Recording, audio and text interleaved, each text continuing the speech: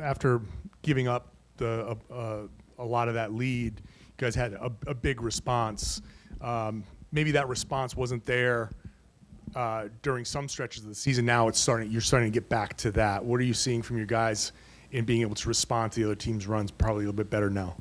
Just have an understanding of what goes into those. So just tightening up our defensive, discipline, our game plan execution, and our offensive execution. So just fighting to be disciplined in those things throughout the game, knowing that teams are going to make runs, especially a great team as they are. So I think we're doing a better job of our executing. When bringing it back, right, understanding what starts a run and then what ends a run. Joe, what stood out to you about the way you guys defended tonight, particularly at the rim, multiple efforts? Only 11 free throws. I think last time we played them, Brunson shot 13 by himself, had 10 in the first half. So they had 11 for the entire game. That's huge. We had 12 turnovers where you saw some of that in the 39-point quarter led to some of their transition. But in the 3 out of the 4 quarters, if you don't turn it over, it's tougher for them to get out in transition. So we're just able to manage the margins for the majority of the game. Joe, you guys guarded Cat with Drew Holiday and Jayson Tatum for stretches of this game. You did the same with Embiid a little bit last game. What does it say about the versatility and adaptability of these guys that they're able to do that and give you more looks on defense? Yeah, it's just, those guys are going to do whatever it takes to win. It allows us to keep our defensive versatility, play different matchups. Al spent some time on him too, and he did a good job. But, we just have to be able to go to different lineups, go to different coverages, go to different matchups. The guys do a great job taking advantage and taking pride in their individual matchup.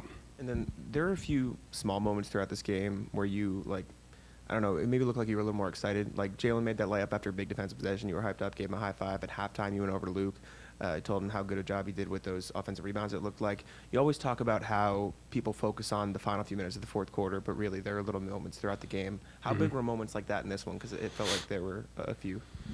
Yeah, and for Luke's situation to come in and close out a quarter that way is really important for us. I think he's been making plays like that really the entire season, and has been an emotional spark for us, something different.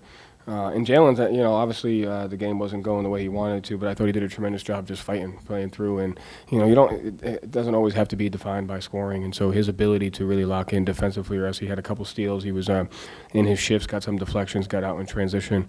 And so I was just really happy with his, his mindset throughout the game of playing through those things. And that play was big because I thought it kind of started what he was able to do for us in the second half. And he just has the ability to do, so much for us. Without scoring. And, he takes a lot of pride in that. So that play was big, for him. And you saw what he did in the second half. So, just ending quarters, being defined by things other than scoring, things that impact winning, it's important. You mentioned the amount of free throw attempts tonight. After how many times Brunson got to the line last time, how much of a focus was that for you guys? And what did you do better to kind of take that away from him? He's so herky-jerky, he can get there. The main thing was we didn't foul him on three-point shots. I think we did that twice last game, so that's 6 out of the 10 that he shot in the first half, and then he ended up, I think, with 14 or 15. And so not fouling him on three-point shots is one, and then not giving up the transition ones that he's able to get because of your bad offensive execution or bad, crash that your transition defensive spacing is not good. So, but that was the difference there is we think we fouled him twice on three-point shots in that game, which gave him 6 out of the 14 or 15 that he had. Derrick was talking at practice yesterday about how he kind of was lacking. Derrick White was talking about how he was kind of lacking joy a little bit during that tougher stretch, and that he's been able to kind of rediscover that. Do you see a change in his demeanor, and just how is that? How does that translate to the court and then kind of to the rest of the team? Yeah, just playing with a freedom, right? I think as you become a better player, which he's done since he's gotten here, and with the success that he's had, the expectations rise, and when the expectations rise, it's easy for the joy to be robbed from. And that's just kind of the natural ebbs and flows of a career. And I think there are moments where you have to fight for that. And so when he's at his best, he plays carefree. He makes big shots like he did tonight. And then he just defends at a super high level. And, but you have to go through those. I'm glad he went through it. It was important for his growth. It was important for us to see him struggle because it shows how much we need him. And it was important for him to fight for that confidence because, he's one of the best point guards in the league. And when he plays like that, we're a different team.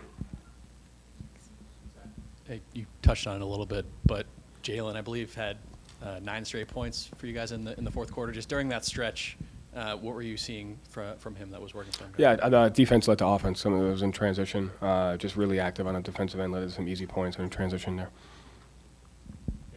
So what are you seeing from the starting five? It seems like you said before, a couple weeks ago that they had been behind because Porzingis was hurt, and just to catch up. Are they catching up? What are you seeing from that group? Yeah, I think so. I think again, I think that whenever KP came back for that second 11 stretch period, that was kind of like our training camp, to where we had to just reestablish our identity on what that looks like, and that identity changed because the environment changed, and so teams were playing us different. And they'll continue to do so, and so it just took time to get into each individual rhythm. What we do as a team is really important, but how each individual guy fits into that is important. And so they're doing a better job of having an understanding how they impact each other, and we've got to continue to get better at that.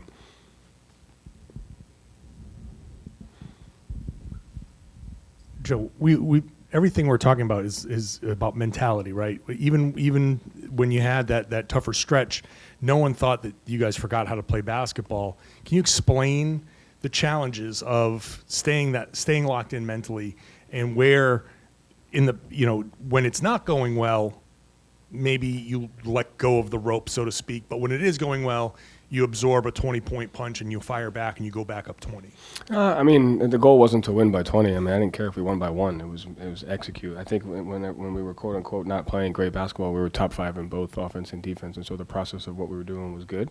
I think what separates winning streaks and separating yourself in the standings and as a team is winning close games, and then winning games when you're not fully healthy, right? And so there was 27 games last year where we were missing 2 to 3 players, and I think we won 22-5 in that setting. And so within that tough stretch, there were multiple games where we didn't win because of our depth, and that's not an excuse. It's just we have to win those games, and we didn't. And so that's the difference between going, whatever it was, 17-13, the case may be, and 22-10. And so it's doing the things that are important to winning close games, especially fourth quarter execution, ending quarters better, and then being able to win games when you don't have everybody. That's a big thing because it shows how important the role guys are, the bench guys are. And so it was good for us to go through that, and we may go through it again. It's going to get only harder. And so we have all the information, and we have the mentality that we need to go through those things. Through 3 games against them, it feels like this matchup has brought the best out of you guys in spots here. What are some challenges the Knicks matchup presents for you guys, and what has made you so effective at responding to them? Yeah, try not to operate by feeling. So at the end of the day, they're a great defensive team. They're extremely tough on the margins. They've shown that they can beat us up on the glass, that they can get us in transition, and they can get to the free throw line on us. So they test our discipline, and we have to continue to get better at that. Thanks.